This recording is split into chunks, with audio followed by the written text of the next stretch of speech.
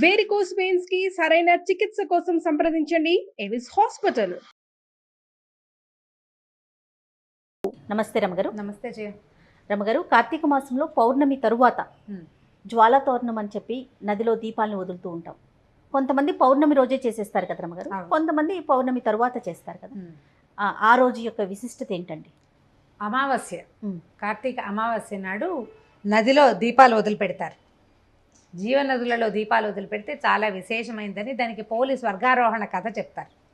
స్వర్గారోహణ అని మాటకి చెప్తాం, కానీ పోలి వైకుంఠం ప్రాప్తించిందట ఆమెకి.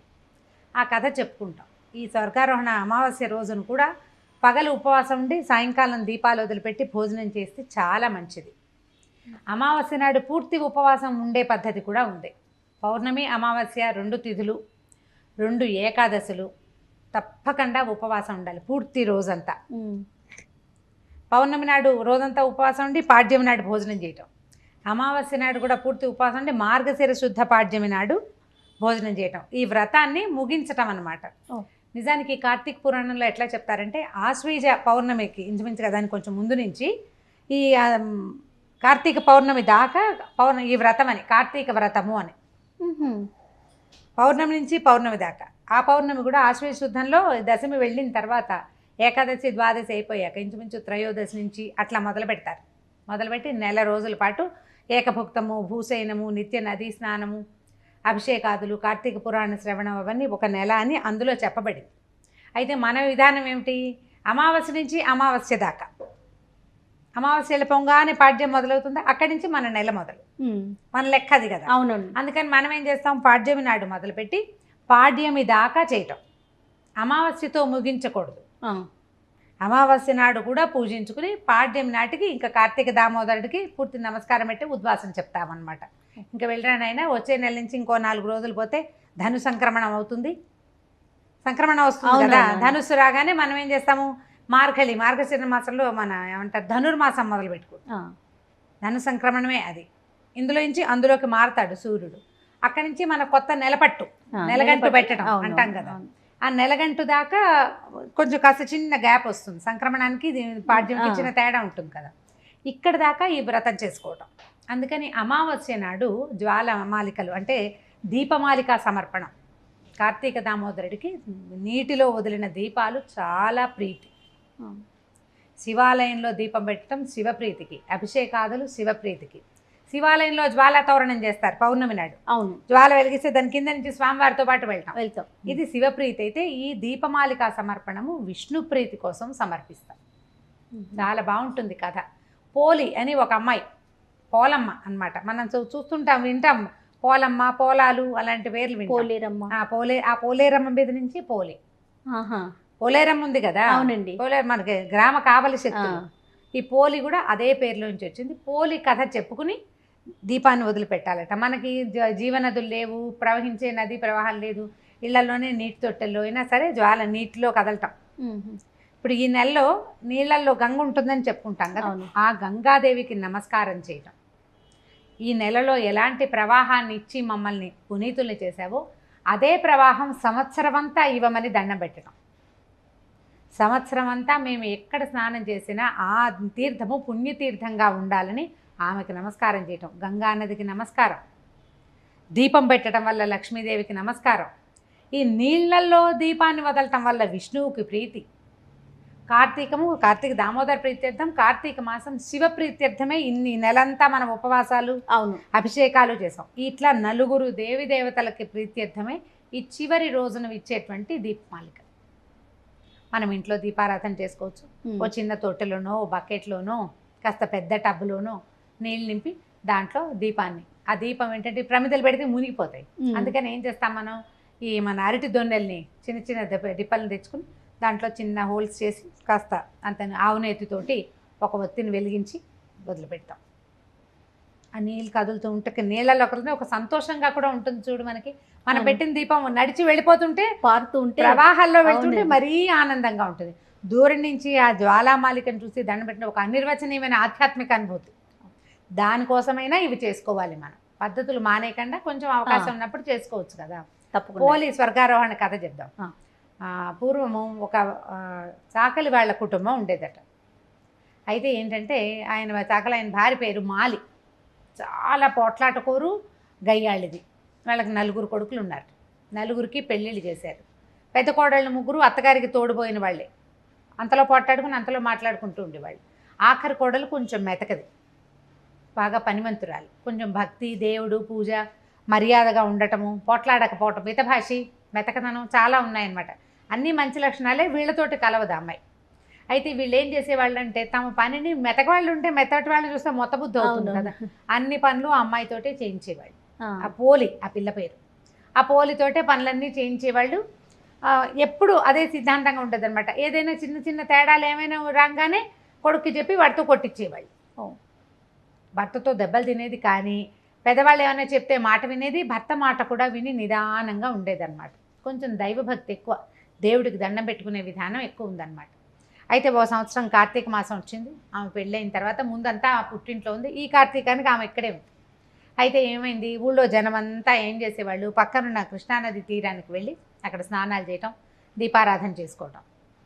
కొంతమంది నెల రోజులు వెళ్ళి కృష్ణా తీరంలో ఉండేవాళ్ళు కూడా ఉన్నారు. వీళ్ళు రజకులు కదా, బట్టలు ఉతికేవాళ్ళు. వీళ్ళు ఏం చేస్తారంటే బట్టలు నది దగ్గరికి తెచ్చిచ్చే మనిషిని ఏర్పరచుకుని వీళ్ళు నదీ తీరంలోనే ఉండిపోతారు. అక్కడ బట్టలు ఉతికారేస్తారు, సాయంకాలం దీపం పెట్టుకుంటారు, పొద్దున సాయంత్రం నదీ తీరంలో స్నానం చేయటం, దీపం పెట్టుకోవటం. బట్టలు వాళ్ళు తేవక్కర్లా, ఇవ్వక్కర్లా, వాళ్ళు అక్కడ ఉండిపోవచ్చు అనమాట. వీళ్ళు ఏం చేశారు, అత్త కోడళ్ళు, పెద్ద కోడళ్ళు 3 అత్తగారు కలిసి కృష్ణానది తీరానికి వెళ్ళిపోయారు. ఈ అమ్మాయికి ఇల్లు అప్పచెప్పారు. ఇంట్లో కాస్త గొడ్లు ఉన్నాయి, గొడ్డు గోద, నెయ్యి, వెన్న, మిగడ, పాలు చెయ్యాలి కదా, గొడ్లు ఉన్నాయంటే పని చెయ్యాలి. ఈ అమ్మాయికి ఈ పని అప్పచెప్పారు. నదీ తీరానికి వెళ్ళే అవకాశం అమ్మాయికి రాల. అప్పట్లో ఇప్పట్లాగా ఏదో ఒక చెరువులో స్నానం చేస్తే సరిపోతుందని అని భావించే రోజులు కావు. నది నియమం. ఇప్పుడు మనం 100 చెప్పుకుంటున్నాం దానికి అమెండ్మెంట్లు. అప్పుడు ఆ కాలం అమెండ్మెంట్ల కాలం కాదు, అందరూ నదీ స్నానమే చేయాలి. పద్ధతి అంటే పద్ధతి. ఈ నదికి ఆసక్తి ఉండి వెళ్ళే వాళ్ళు కొంతమంది ఉంటారు. కొంతమంది ఏమో వీళ్ళు వెళ్తున్నారు కదా, మనం వెళ్ళకపోతే బాగోదేమోనని పక్కింటి వాళ్ళు పోతారు. కొంతమంది ఏమిటో చూద్దామని వెళ్ళేవాళ్ళు. వెళ్ళిన వాళ్ళందరితో సరదాగా ఉండటం కోసం వెళ్ళేవాళ్ళు. ఎందుకు వెళ్ళినా నదీ స్నానం దాని ఫలితాన్ని అందిస్తుంది. శరీరానికి రావాల్సింది వస్తుంది, దాంతోపాటు ఆత్మకి రావాల్సిన పరిశుద్ధత ఆటోమేటిక్గా వచ్చేస్తుంది, మనం చేయక్కర్లా వాంటెడ్లీ. అయితే ఈ అమ్మాయి ఇక్కడే ఉండిపోయింది. అయ్యో నదీ స్నానం లేదు, ఏమీ లేదు నా జీవితానికని బాధపడుతూ ఉంటుంది. అయితే చివరి రోజున, ఈ అమావాస్య రోజున వీళ్ళంతా దీపాలు పెట్టేసుకున్నారు. ఊళ్ళో వాళ్ళంతా దీపాలు పెట్టారు. తెల్లవారితే ఇంకొక కొన్ని గంటల్లో పాడ్యమి ఘడియలు వచ్చేస్తాయి, వ్రతం పూర్తవుతుంది అనమాట. ఈ అమ్మాయి ఏం చేసినట్టే వెన్న చిలుకుతూ ఏమనుకుంది, దీపం పెట్టేందుకు కూడా నాకు గతి లేకుండా ఉన్నాను నేను, ఈ ఇంట్లో ఏమీ లేవు.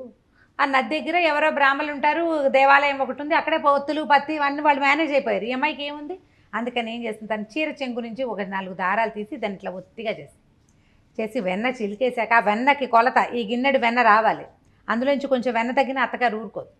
కవ్వానికి కొంచెం వెన్న అంటుంటుంది కదా, ఆ వెన్న దీనికి ఈ ఒత్తికి రాసి జిడ్డుగా అవుతుంది. అక్కడి నుంచి ఏం చేసిందంటే ఒక పాత కొబ్బరి పెంకులు కనపడితే 2 కొబ్బరి పెంకుల్లో ఒకదానికి మీద ఒకటి పెట్టి ఈ ఒత్తి పెట్టి వెలిగించి, నేనేమీ చేయలేకపోయాను, కార్తీకంలో నదీ స్నానం లేదు, ఈ ఇల్లే వైకుంఠం, కడిపే కైలాసం ఇల్లే వైకుంఠం, నా పరిస్థితి అదే నాయన, నన్ను రక్షించు, కాపాడు అని చెప్పి ఆ దీపం పెట్టింది. సరిగ్గా పాడ్యమి ఘడియలు సమీపిస్తుండగా ఆమె పెట్టిన దీపాన్ని భగవంతుడు అందుకున్నాడట. అబ్బా, కార్తీక దామోదరుడు. దేవుడికి ఏం కావాలి, దీపం కావాలా, భక్తి, లోపల ఉన్న శ్రద్ధ కావాలి. ఈ దీని దగ్గర ఉన్న కృష్ణానది తీరంలో దీపాలు పెడుతున్న వాళ్ళంతా రకరకాల ఆలోచనలతో పెడతారు. వాళ్ళకంటే పెద్దది పెట్టామా లేదా, ఇంటి దగ్గర ఆ పని అవుతుందో లేదో, ఎలా అంటే భక్తి శివుడి మీద, చిత్తం చెప్పుల మీద లాగా అలాగే ఉంటుంది. కానీ ఈ పెడుతున్న దీపం త్రికరణ శుద్ధిగా మనోవాక్కాయ కర్మలతోటి దీపాన్ని పెట్టేవాళ్ళు, పూజ చేసేవాళ్ళు చాలా తక్కువ ఉంటారు. మేము చేస్తున్నాం, మాకు ఫలితం లభించట్లేదని భావిస్తాం మనం. కానీ మనం పెట్టవలసిన పూర్తి స్థాయి శ్రద్ధ దాని మీద పెట్టం. మనం పెట్టలేకపోవటం కూడా మన కర్మానుభవం అనుకో. ఈ అమ్మాయి కర్మానుభవం దానికి అంగీకరించింది, మంచి శ్రద్ధతోటి పెట్టింది. ఈ భగవంతుడు విష్ణుమూర్తి చెప్పాడట, ఆయన దగ్గర ఉన్న సేవకులు పార్షదులు ఉంటారు, అంటే సైనికులు అనుకో ఇంచుమించుగా, విష్ణువు పక్కన ఉండేవాళ్ళు. పోలికి ఇక్కడి నుంచి విమానం వెళ్ళి విమానంలో ఆమెను తీసుకురండి అని చెప్పాడు. అయితే ఈ పాడ్యమి నాడు దీపం పెట్టింది కాసేపటికల్లా వైకుంఠం నుంచి విమానం వచ్చింది. విమానం వచ్చేసరికల్లా ఈ అమ్మాయి ఆశ్చర్యపోయింది. దామ్మా నేను సశరీరంగా విష్ణుమూర్తి తీసుకురమ్మన్నాడని ఆయన ఇట్లా ఎక్కించుకున్నాడట. ఓ ఎక్కించుకుంటే ఆ విమానంలో ఎంతోమంది అప్సరస గణాలు నట వాళ్ళందరూ వింజామరలు వేస్తున్నారు ఈ అమ్మాయికి. అబ్బబ్బా. పార్చీర కట్టుకుని పొద్దున్న సాధారణ గృహిణి. తలస్నానం చేస్తుంది అంతే, బొట్టు కటిగా పెట్టుకుని ఉంది, పార్చీర కట్టుకుని ఉన్న ఆవిడకి వింజామరలు వేస్తున్నారు. అయితే ఈ విమానాన్ని పైకి లేచి వెళ్తుంటే జనం అంతా చూశారు. అందరూ చూస్తున్నారు, ఎవరో వెళ్తున్నారంటే తీరా అందులో ఉన్న పోలిని చూశారు.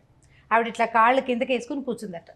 వాళ్ళు పైన కూర్చోమంటే అయ్యో ఇంతమంది ఉంటే పైన కూర్చోవటం ఏమిటి నేనని విమానంలో ఒక కొస కూర్చుని కాళ్ళు కిందకి వెళ్ళాడేసింది. ఆ విమానం నదీ వైపుకి వెళ్తోందట. వెళ్తుంటే ఈ పోలి అత్తగారు తోడుకోడళ్ళు చూసి అమ్మో ఇది స్వర్గానికి ఎగిరిపోతుంది, మనం వెళ్ళకపోతే ఎట్లా అని పరిగెత్తుకుంటూ వెళ్ళి ఆ కాళ్ళు వేలాడేసి కూర్చుందిగా ఆవిడ కాళ్ళు పట్టుకుందట అత్తగారి కాళ్ళు పెద్ద కోడలు కాళ్ళు రెండో కోడలు కాళ్ళు మూడో కోడలు పట్టుకున్నారు, తాడులాగా వెళ్తున్నారనమాట. అది ఎక్కడికో వెళ్ళిపోతుంది, దీనికోసం విమానం వచ్చేసింది, మేము మాత్రం ఎందుకు వెళ్ళకపోవాలని వాళ్ళు కూడా పరిగెత్తారు. వెళ్ళేసరికల్లా ఈ విష్ణు పార్షదుడు ఎవరైతే ఈ పోలిని తీసుకెళ్ళడానికి వచ్చాడో ఆయన ఈ అమ్మాయిని వాళ్ళు పెట్టిన ఇబ్బందులు, కనీసం ఒక్క పూట కూడా నది స్నానానికి నోచుకోనివ్వకుండా చేసిన వాళ్ళ మనస్తత్వాలు, దానివల్ల ఆయన ఏం చేశాడు, ఈ కాళ్ళు పట్టుకుని అత్తగారి చేతుల మీద కొట్టాడు ఒక దెబ్బ. కొట్టేసరికి మాలి పడిపోయింది, వాళ్ళ అత్తగారు ఆవిడతో పాటు ముగ్గురు కోడలు ఒకదాని వెనకాల అక్కడ వేలాడుతున్నారు కదా, అంతేగా అందరూ పడిపోయారు. పడిపోతే వాళ్ళ కోసం యమభట్లు వచ్చారు. ఈ విష్ణు పార్షదులు మాత్రం పోలిని స్వర్గారోహణ చేయించేశారు, వైకుంఠానికి తీసుకెళ్ళిపోయారు. స్వామి సమక్షంలో ఎప్పటికీ అక్కడే ఉండిపోయిందట ఆమె. ఈ కథ చెప్పుకుని పోలి స్వర్గారోహణ కథ పెద్ద, ఈ కథ అంతా జ్ఞాపకం లేకపోయినా అత్తగారిని కొత్త కోడల్ని అత్తగారు బాగా చూడకపోతే చివరికి అత్తగారికి నరక ప్రాప్తి, బుద్ధిగా ఉన్న కోడళ్ళకి స్వర్గప్రాప్తి.